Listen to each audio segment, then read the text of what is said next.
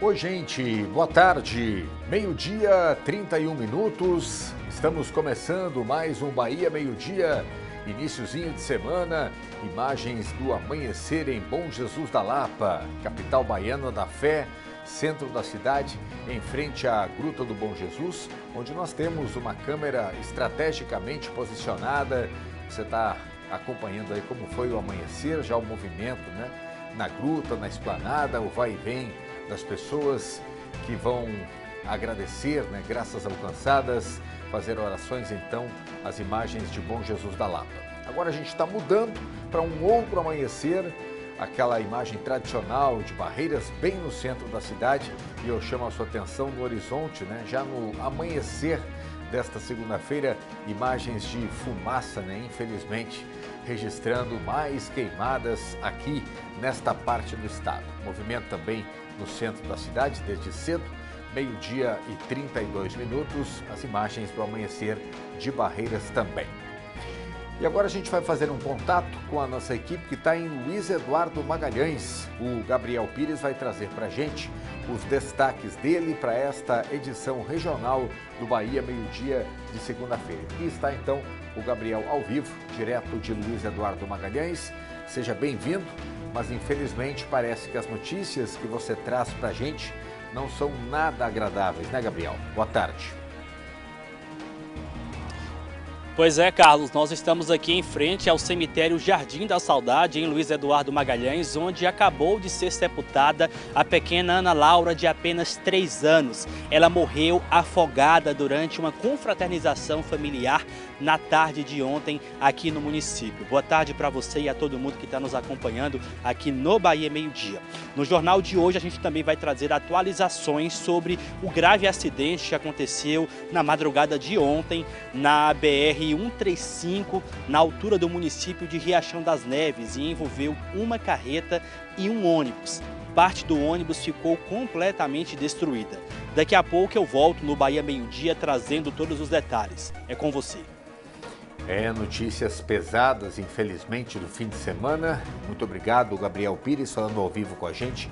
Daqui a pouquinho ele volta, então, para trazer os detalhes desses assuntos. Gente, hoje é segunda-feira, né? 6 de outubro de 2025. Já estamos no ar com as principais notícias da região oeste para deixar você bem informado. Fique conosco, meio-dia e 34. A gente volta daqui a pouquinho.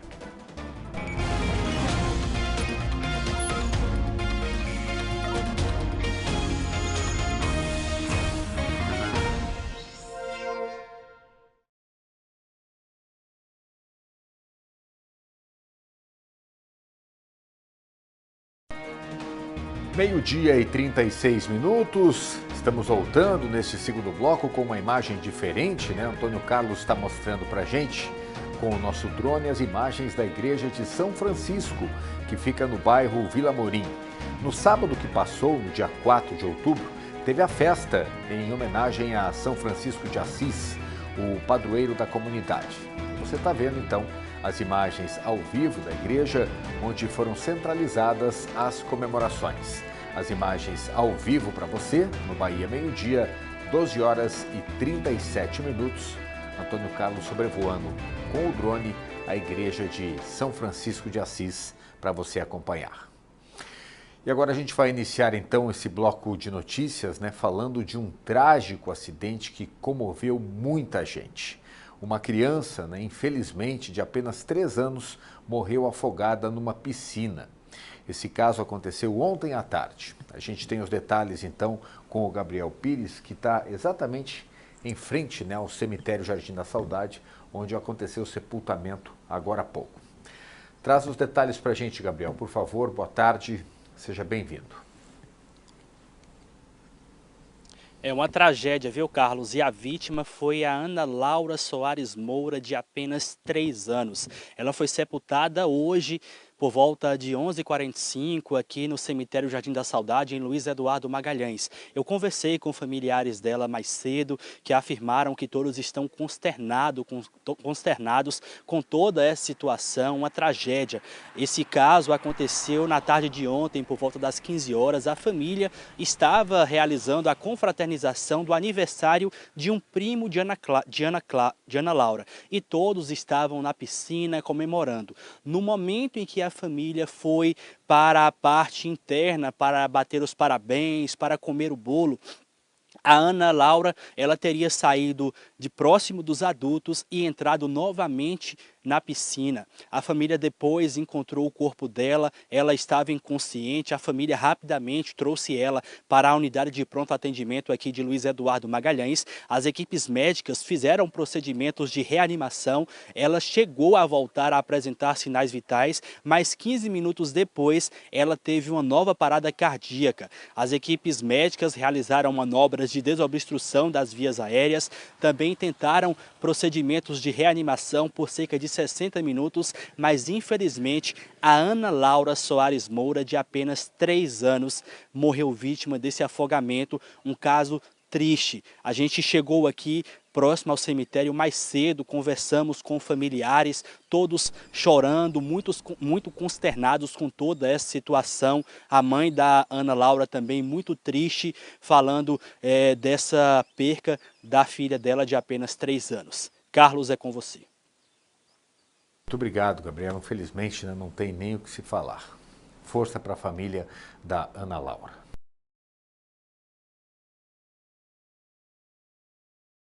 Serão oferecidas para que crianças e jovens possam atualizar o cartão e reduzir a quantidade de vírus circulando. Isso ajuda a prevenir as doenças. Aqui em Barreiras, por exemplo, já tem gente que antecipou as imunizações para fugir das filas. Os estoques foram reforçados com antecedência para que não faltem vacinas. A meta do Ministério da Saúde é incentivar a atualização dos cartões para crianças e jovens entre 0 e 15 anos de idade. É importante todas as pessoas atualizarem os cartões, porque quanto mais pessoas vacinadas, menos circulação viral, já que a vacina é prevenção. Não é? Então, se ela previne contra as doenças, quanto mais pessoas vacinadas, menos doenças circulando. Além do Emily Raquel, tem vacinas também em todos os postos de saúde de Barreiras. O dia D, o chamado Dia da Multivacinação, será 18, um sábado. Mas, para não ter corre-corre e também evitar as filas, as mães, os pais ou os responsáveis já podem trazer as crianças para serem imunizadas sem problema nenhum. Dia 18 pode ser que esteja cheio, né? Hoje já se inicia, pode procurar qualquer unidade para poder atualizar e tomar a vacina do sarampo para aqueles que não têm. Tem que trazer o que, Teice, para ser vacinado? O cartão, a caderneta de vacina e o documento de identidade com CPF. São pelo menos 14 vacinas diferentes que podem ser aplicadas em qualquer posto de saúde de Barreiras e da região. 36 municípios receberam as doses, que foram distribuídas pelo Núcleo Regional de Saúde. E se você tem alguma dúvida em relação à dose que precisa ser atualizada, isso é bem simples de resolver. O que é que ele precisa tomar está escrito a lápis no cartão dele, ok? E se ele não tem cartão, se ele não tem caderneta, ele pode ir ao posto de saúde para poder fazer seu cartão e atualizar suas vacinas. A Rita se antecipou e levou o pequeno Ravi no posto de saúde Emily Raquel, no centro de Barreiras. Ele tomou 2 vacinas diferentes e o cartãozinho ficou todo atualizado. Lá onde a gente mora no assentamento é muito difícil, né? Aí a gente tem que estar vindo para Barreiras para poder trazer ele para vacinar. E assim, é importante, né, a vacina, né? Tem que estar em dias, né, também, né? Para também não acumular, né? Aí eu tive que vir hoje vacinar ele para ficar tudo em dias, né? E só lembrando para você, dia 18, né, o 3º sábado de outubro, vai ter o dia D da campanha de multivacinação. Anota aí no seu calendário. Mas os postos já estão recebendo as crianças e os adolescentes para atualização da vacinação. Você pode levar o seu filho sem problema nenhum. E no dia do agente comunitário de saúde, a Prefeitura de Luiz Eduardo Magalhães organizou uma programação diferente para homenagear esse profissional que serve como uma espécie de elo entre os moradores e o sistema público. No município, entre agentes de saúde e agentes de endemias, são 140 profissionais que trabalham diariamente. Os atendimentos foram realizados em comemoração ao Dia dos Agentes de Saúde e Endemias. Durante o dia foram oferecidas consultas médicas nas especialidades de ortopedia, ginecologia, urologia e dermatologia. Luiz Eduardo Magalhães tem 95 agentes comunitários de saúde e 45 agentes de endemias. Os profissionais são o elo entre a comunidade e o sistema de saúde, realizando ações educativas de prevenção e promoção da saúde coletiva. Os agentes atuam na atenção básica, sendo a principal porta de entrada do SUS, e atuando em ações de proteção, reabilitação e redução de danos. São eles que estão diretamente em campo, que conhecem as famílias, conhecem as vulnerabilidades, que trazem as ações, às vezes com ações pequenas, mas que trazem grandes resultados lá na ponta e minimizam as situações de doenças, muitas vezes de forma preventiva. Wagneri é agente de saúde há 24 anos. Começou na carreira após prestar o primeiro concurso para a área. É uma profissão que você tem que ter amor ao próximo, querer ajudar, querer cuidar, porque a partir do momento que você é um profissional da saúde, você tem que amar o próximo, porque sem amar o próximo não adianta a profissão, principalmente na saúde, porque a gente é quem está na casa todo dia, buscando os problemas, tentando resolver, levando para a secretaria os problemas. Então, é uma profissão muito gratificante. Os agentes também são responsáveis por coletar dados e apoiar campanhas de saúde. Graciene trabalha no setor de endemias há 19 anos e atua na prevenção e controle de doenças como dengue, zika e chikungunya. Começa a partir da gente lá nas residências, fazendo orientação, fazendo eliminação dos focos. E é isso, é muito satisfatório ajudar a população. É um dia de alegria, é um dia que faz a diferença, dia que a gente vai confraternizar, né? E uma forma de agradecimento a essa categoria que tanto faz por Luiz Eduardo Magalhães. 12h45, Bahia Meio-Dia faz uma pausa, é bem rapidinho, e no retorno tem outras notícias da região oeste, claro, sempre ao vivo para você. Voltamos já.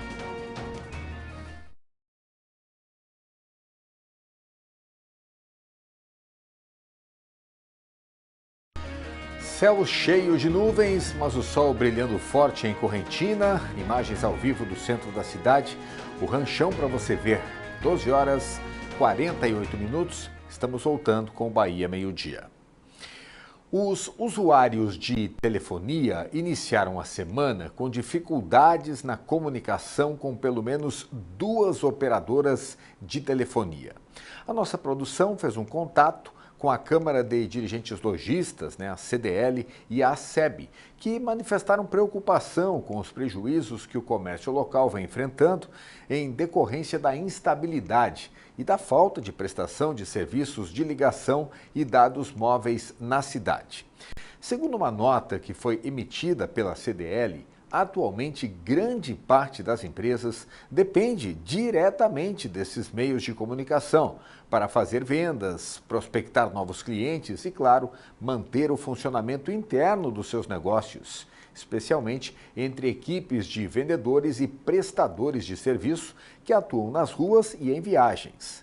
Em muitos casos, mais de 80% das transações comerciais ocorrem por meio de chamadas telefônicas ou então de dados móveis. Nós buscamos as informações atualizadas com a operadora Vivo, que por meio de uma nota via a assessoria de comunicação, informou para a gente que alguns clientes podem ter enfrentado dificuldades para usar os serviços de internet móvel nesta segunda-feira. Segundo a empresa, o problema foi causado por uma falha no meio de transmissão, provocada por rompimentos de cabo óptico. As equipes técnicas foram acionadas e os serviços já foram restabelecidos agora há pouco. Ainda de acordo com informações da CDL e da ACEB, caso o problema persista, ela vai adotar as medidas judiciais cabíveis para resguardar, então, os direitos dos empresários e, assim, minimizar os impactos econômicos causados pela falha na prestação do serviço de telefonia móvel. Olha, uma batida entre um ônibus e uma carreta deixou pelo menos uma pessoa morta. O acidente aconteceu no domingo, na BR-135. Gabriel Pires também está com esse caso e atualiza agora tudo para a gente. Quais são as informações, Gabriel? Por favor. O ônibus fazia a linha Brasília até o Piauí, bateu na traseira de uma carreta que estava carregada de brita, Carlos. Esse caso aconteceu na altura do município de Riachão das Neves, na madrugada de domingo, por volta das 2h35 da manhã. Uma pessoa morreu e outras 5 ficaram feridas nesta ocorrência. Uma dos feridos, ela ficou gravemente ferida, foi levada para o hospital de Riachão das Neves e depois transferida para o Hospital do Oeste em Barreiras. A vítima fatal desse acidente foi identificada como Jeovan Riocila, de 30 anos, natural de Parnaíba, no Piauí. O corpo já foi liberado e aguarda o comparecimento dos familiares para fazer o procedimento de liberação e também de identificação. De acordo com a Polícia Rodoviária Federal, o ônibus ele pertence à empresa Real Sul, que seguia de Brasília com destino ao Piauí e nesse ponto da BR-135 colidiu na traseira dessa carreta de brita. A batida ocorreu em um trecho com faixa adicional, o que a gente pode observar aí a gravidade desse acidente, a pancada. Parte do ônibus da dianteira ficou completamente destruída e infelizmente o Jeovan morreu.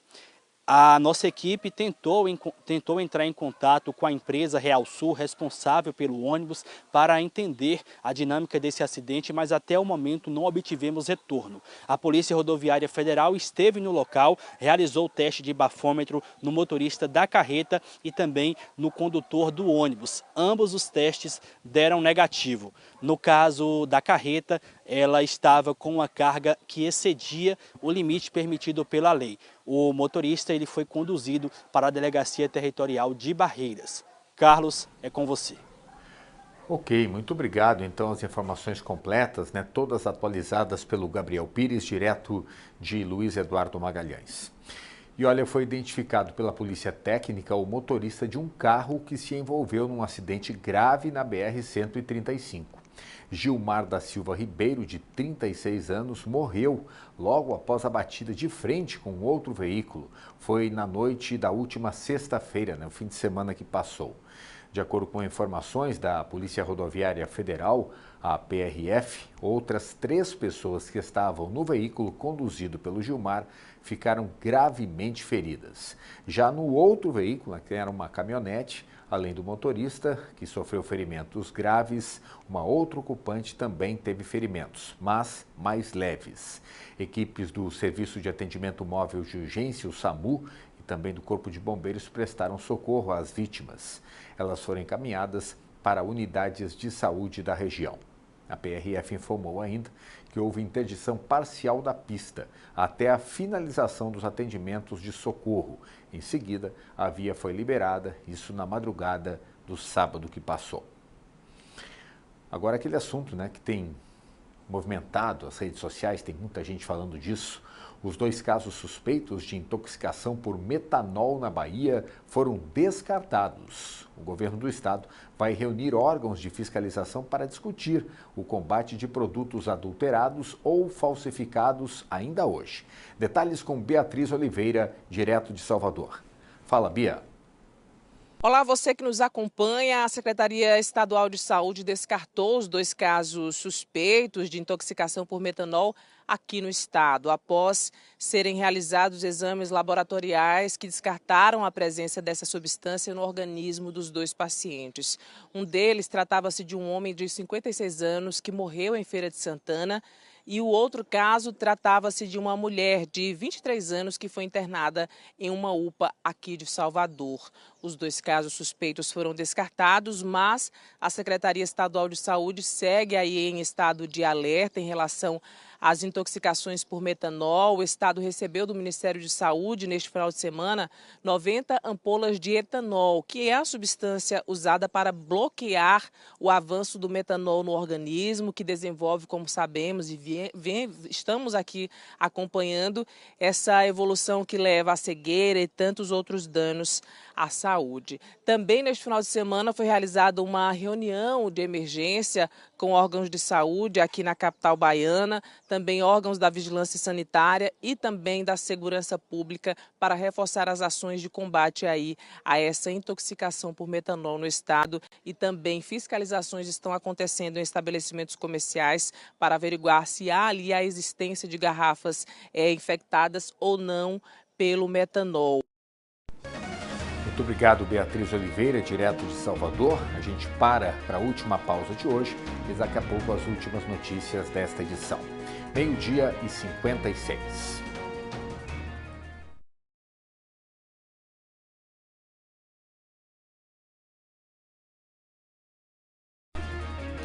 Estamos voltando às imagens ao vivo de Luiz Eduardo Magalhães, um ponto mais elevado. Você vê um pedacinho também da BR-242 que corta a cidade.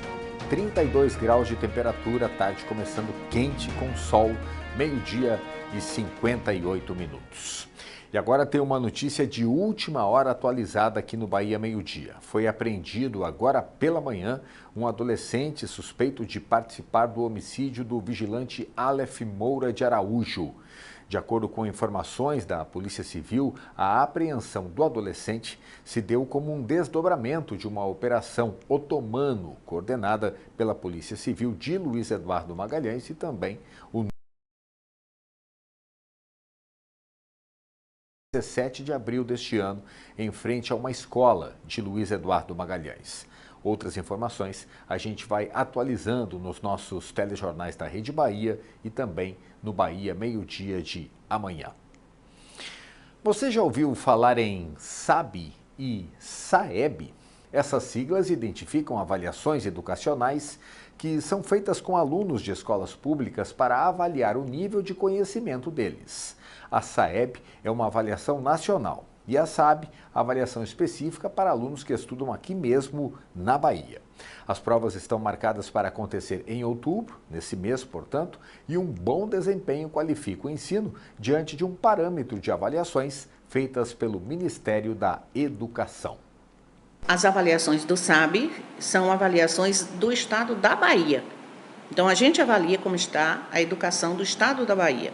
Então, são avaliados alunos dos municípios e alunos do estado. Né? Tem os períodos de avaliação e tem também os alunos que serão avaliados, que não serão todos. Já a avaliação do SAB é uma avaliação a nível de Brasil. Então, avalia a educação do Brasil. Esse ano coincidiu que nós teremos as duas avaliações, porque a SAB ela é anual e a SAEB é bienal, a cada 2 anos. Né? Quais são os critérios que se escolhe para fazer esse tipo de avaliação? As avaliações elas são geralmente com os alunos que estão concluindo o ensino fundamental. Tem os alunos também do 2º ano, são algumas turmas do 2º ano do ensino fundamental e os concluintes. E já no SAEB são os alunos do 3º ano que estão saindo. Por quê? Porque serve para a gente fazer um apanhado geral de como é que a educação está. Os números da Bahia vem crescendo. A cada ano que a gente avalia, a gente vem vendo isso. E aí nós estamos trabalhando muito para que suba cada vez mais. E é essa realmente a importância da avaliação. Se não tiver 80% dos alunos efetuando as avaliações no dia marcado, no dia agendado, essas provas não são nem corrigidas, não são nem analisadas. Então, a gente precisa que 80% dos alunos façam essas avaliações. As avaliações da SAB, que é a avaliação do Estado da Bahia, vai de 6 a 10 de outubro, a primeira etapa, e de 10 a 14 de novembro, a segunda etapa. E as provas da SAEB vão de 20 a 31 de outubro. Então, esse mês de outubro, a gente vai estar voltado exatamente todas as nossas unidades escolares para essas avaliações. 13h01, assim nós fechamos o Bahia Meio-Dia desta segunda-feira. As outras notícias da região oeste, amanhã às 12h30. Que a semana seja muito produtiva e a gente se encontra de novo amanhã. Boa tarde.